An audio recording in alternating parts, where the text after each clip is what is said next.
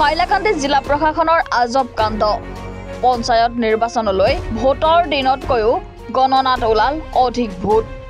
হাইলাকান্দি জিলাৰ আলগাপুৰ কাটলিচেৰা সমষ্টিৰ হৈদবন্দ গাঁও পঞ্চায়তৰ 6 নং গ্ৰুপত থকা 184 নং বোৱালিয়াপাৰ মুক্ত বিদ্যালয়ত যোৱা 2 মে তাৰিখে পঞ্চায়তৰ প্ৰথম পৰ্যায়ৰ নিৰ্বাচন অনুষ্ঠিত হৈছিল।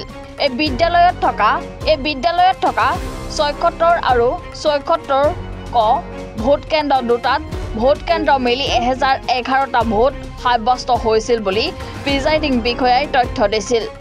ভোট কেন্দ্ৰত থকা এজেণ্টসকলৰ গণনাত 1011টা ভোটৰ পৰিৱৰ্তে 1074টা ভোট সাব্যস্ত কৰা বুলি প্ৰশাসনৰ ফালৰ পৰা তেওঁলোকক কাগজ দিয়া হৈছে। ভোট গণনাৰ সময়ত কেনেকৈ 45টা ভোট বৃদ্ধি হ'ল এই লৈ আৰম্ভ হৈছে এতিয়া হৰপ চৰ্চা। ইতিমধ্যে এই সন্দৰ্ভত হৈদবন্দ জিপিৰ 6 নং গ্ৰুপৰ প্ৰাৰ্থী মনিৰ হুছেইন লস্কৰে হাইলাকান্দি জিলা আয়ুক্তক যোৱা 13 মে তাৰিখে এক স্মাৰক পত্ৰ প্ৰেৰণ কৰি এই ঘটনাৰ উচিত তদন্ত কৰাৰ দাবী জনায়।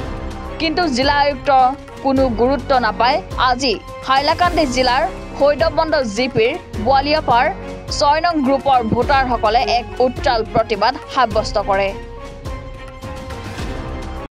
আলগাপুর ব্লকের অধীনে সৈদবন্দ জিপির 6 নম্বর গ্রুপের সকল ভোটারগণ এখানে উপস্থিত হয়েছেন। আমাদের এখানে উপস্থিত হওয়ার মূল উদ্দেশ্য হইল গেল 2/5/2025 ইংরেজি যেটা আমাদের পঞ্চায়েত ইলেকশন হয়েছিল আসাম বিশেষ করে বরাক উপত্যকায়।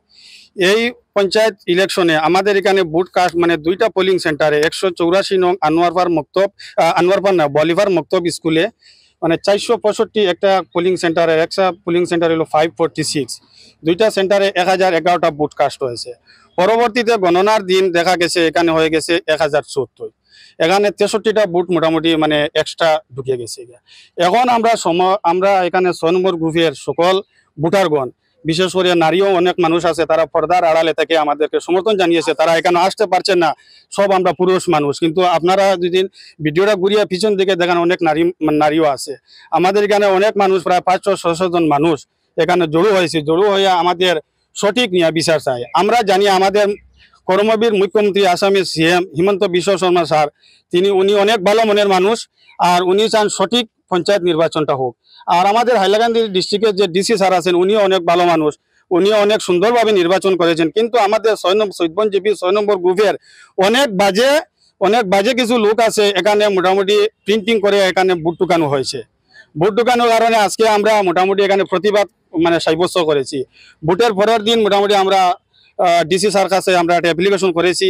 আজকে ইলেকশন কমিশনার আছে, কমিশনার মারফতে আমরা আর একটা মানে মানে আপিল জানাইমু।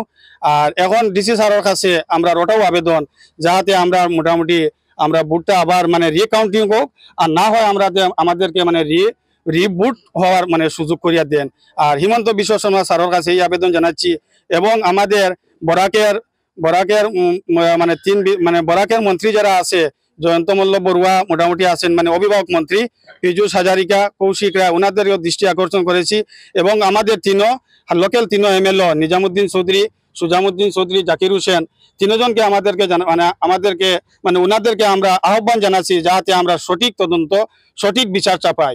আর যদি আমরা সঠিক তদন্ত বা সঠিক বিচারটা যদি না পাই তাহলে 2026 ইলেকশনে যে এমএলএ ইলেকশন আছে সমস্ত আমরা 6 নম্বর গ্রুপে যে সকল ভোটার আছি সব ভোটারে ভোট বয়কট করবো। আপনারা সব একমত আছে? 2026 ইলেকশনে একটা ভোট আমরা দিব না। এখন আমাদের এটা যদি পুনর্বিবেচনা করা না হয় তাহলে আমরা গণতান্ত্রিকভাবে বৃহত্তর আন্দোলনে যাব। প্রয়োজন লাগলে আমরা অনশন ধর্মঘট পালন করব ডিসি অফিসের সামনে।